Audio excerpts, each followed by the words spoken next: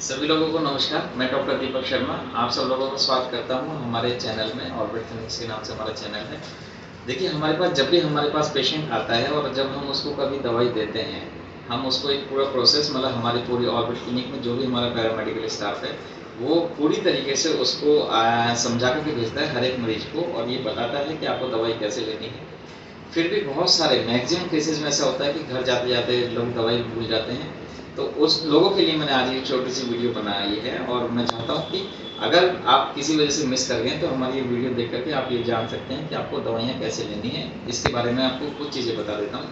Number एक, तो जो हमारा प्रिस्क्रिप्शन होता है, मतलब जब मैं हर एक को पेशेंट को एक प्रिस्क्रिप्शन बना करके देता हूँ, तो उस दवाई का जहाँ भी नाम लिखा होता है उसके नीचे हमने कुछ मार्क्स लगाए होते हैं। जैसे 1-1-1, इसका मतलब है कि 1 चम्मच सुबह दोपहर शाम, या अगर गोलियों के रूप में है तो 6 गोली सुबह दोपहर शाम, या अगर ड्रॉप्स के रूप में है तो 15 बूंदें आधे कप पानी में मिला करके सुबह दोपहर शाम, या 10 बूंदें आधे कप सुबह दोपहर शाम। ऐसे कुछ इंडिकेशंस होते हैं।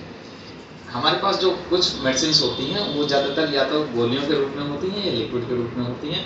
तो जब भी गोलियों के रूप में होंगी तो आपको जो फिगर मिलेगी वो मिलेगी 4 गोली सुबह दोपहर शाम या सुबह शाम, जो भी होगा। हमारी जो बॉटल्स होती हैं उस पर एक इंडिकेटेड मार्कर से हम लोग स्टिकर लगा करके इस पर जनरली देते हैं, और उस पर लिखा होता है कि कितनी गोली दिन में आपको खानी है।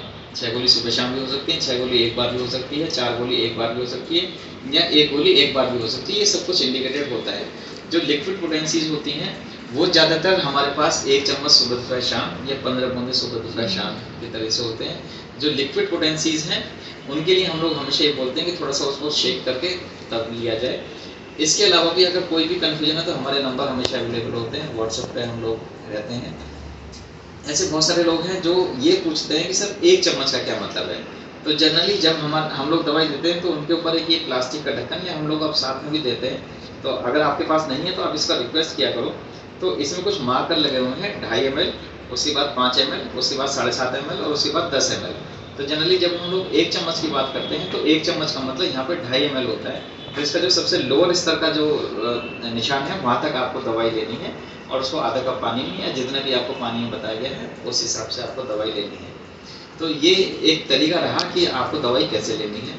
कुछ चीज़ों पे मैं आपको फिर से एक और स्टेप बता देता हूँ कि जब आपने 2.5 ml ली दवाई और आधे कप पानी में मिलाई तो उसको एक किसी स्पून से ज़रूर उसको शेक कर लो। बहुत सारे लोग ये मिथ भी जानते हैं कि स्टील के गिलास में ले सकते हैं या नहीं ले सकते हैं, कांच के गिलास में लेना चाहिए। तो हम लोग प्रीफर ये करते हैं कि जो आपका बर्तन है जो जिसमें भी आप दवाई ले रहे हैं वो कांच का होना चाहिए, तो वो ज़्यादा बेहतर है। वो कांच का ग्लास भी हो सकता है, कांच का कप है, लेकिन अगर अवेलेबल नहीं है तो स्टील का है।